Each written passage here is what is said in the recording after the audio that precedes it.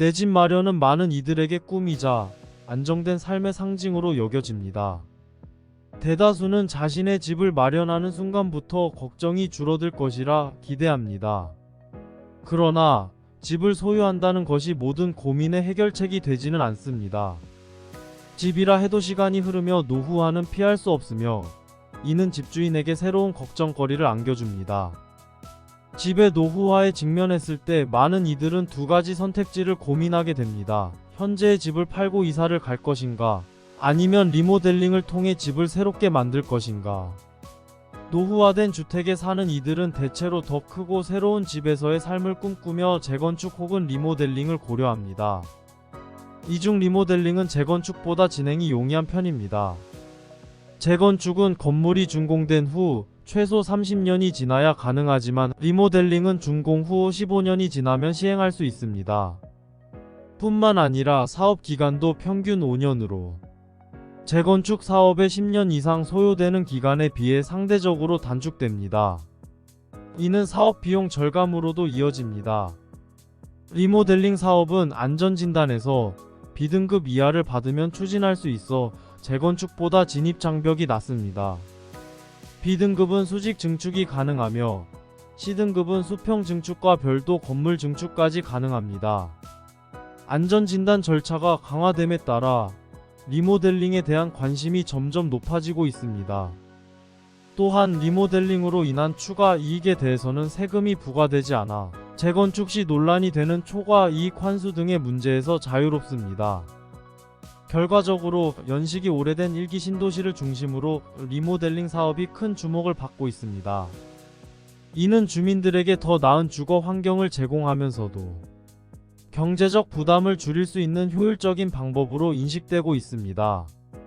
일기 신도시에 위치한 공동주택 리모델링 사업이 고공행진하는 공사비와 함께 부담금 상승으로 어려움을 겪고 있습니다. 정부가 재건축 활성화를 위한 정책에만 중점을 두어 노후 계획 도시의 재정비를 목적으로 하는 특별법을 통해 리모델링 사업의 동력을 상실한 것이 문제의 일부로 지적되고 있습니다. 더욱이 리모델링 사업에 따른 분담금이 재건축 분담금과 유사한 수준까지 상승함에 따라 주민들의 부담이 가중되고 있습니다. 특히 안양시 평촌 신도시에 위치한 한 아파트의 사례가 이러한 현상을 두드러지게 보여줍니다. 이 아파트의 리모델링 비용 분담금은 가구당 최소 2억 9천만 원에서 최대 4억 7천9백만 원으로 책정되었습니다. 이는 2021년 같은 평형의 평균 분담금 추정치가 1억 9천9백만 원에서 2억 8천6백만 원이었던 것에 비해 불과 3년 만에 거의 2배 가까이 상승한 수치입니다.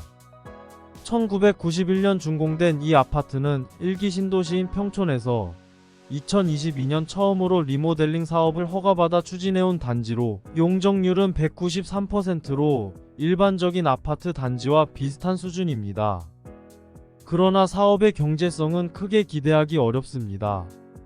최근 분담금에 대한 우려가 커짐에 따라 일부 조합원들은 재건축을 고려하기 시작했습니다.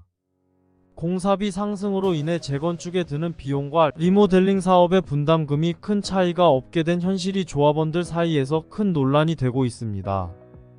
일산 또 다른 일기 신도시에서도 리모델링을 둘러싼 주민들 사이의 갈등이 커지고 있습니다.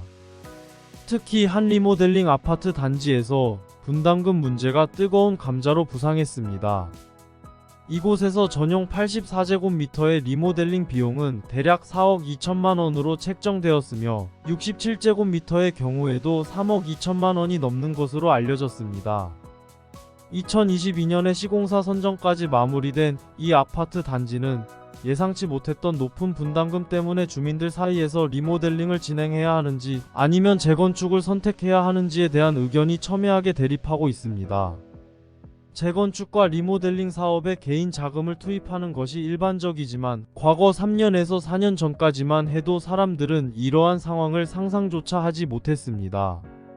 당시에는 재건축 사업이 건설사의 자금으로 진행되는 것이 일반적인 상황이었고 재건축을 진행할 경우 건설사로부터 돈을 받거나 특히 사업성이 좋은 지역에서는 집을 두 채 받는 경우도 있었습니다. 하지만 그런 시절은 이미 지나갔습니다. 특히 리모델링 분담금 문제로 인해 사업이 중단되는 경우도 발생했습니다. 예를 들어 1기 신도시인 분당의 한 아파트에서는 금리 상승과 공사비 상승으로 인해 분담금 문제가 대두되어 리모델링 사업 추진이 잠정적으로 중단되었습니다. 최근 원자재 가격 상승에 따른 공사비 인플레이션으로 분담금이 최초 추산액보다 거의 2배 가까이 증가했습니다. 최초에 7천만원으로 추산되었던 분담금이 1억 2천만원으로 상승했고, 공사비 역시 평당 690만원으로 예상보다 200만원 가까이 증가했습니다. 이러한 상황은 일산과 분당을 포함한 1기 신도시들에서 주로 발생했으며, 이들 지역은 준공 연한 기준을 충족하지 못해 재건축보다는 리모델링을 선택한 단지가 많았습니다. 오는 4월부터 시행될 노후 계획도시 재정비를 위한 특별법으로 인해 리모델링 사업에 대한 동력이 점점 약해지는 분위기입니다.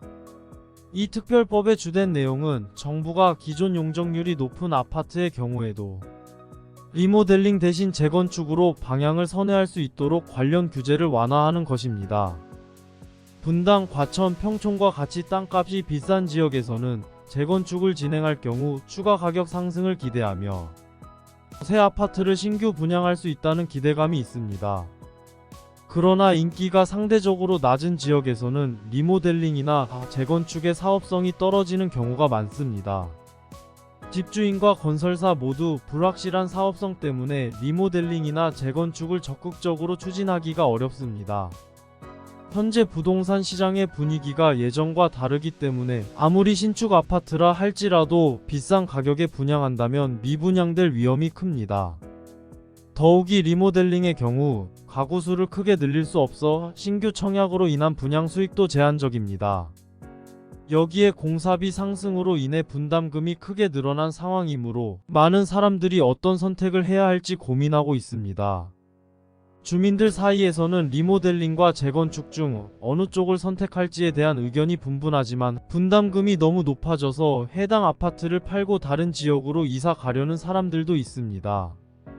이러한 문제를 해결하고 사업 진행의 투명성과 효율성을 높이기 위해서는 무엇보다도 주민들의 의견을 충분히 수렴하고 사업의 경제성 분석과 장기적인 가치를 주민들에게 명확히 설명하여 합의를 도출하는 과정이 중요합니다. 또한 진행 과정에서 폭리를 취하거나 과도한 손실을 입는 사람들이 없도록 관리 감독하는 일도 중요할 것입니다. 이번 영상은 여기까지입니다. 구독과 좋아요는 영상 제작에 큰 힘이 됩니다. 감사합니다.